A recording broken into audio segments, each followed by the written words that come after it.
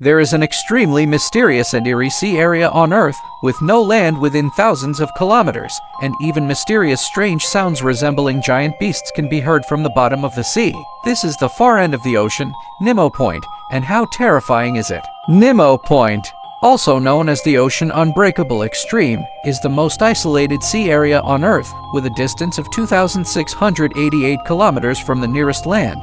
This deep-sea desert is extremely rare in terms of plankton, but an unidentified ultra-low-frequency bloop strange sound has been detected, with an intensity far exceeding that of blue whales, suspected to be some unknown deep-sea monster. Even more eerie is that this place has become an underwater graveyard for spacecraft, where hundreds of retired spacecraft have crashed. The South Pacific Circulation also gathers millions of tons of plastic waste here, forming a constantly wriggling ghost garbage island that silently drifts on the silent sea surface.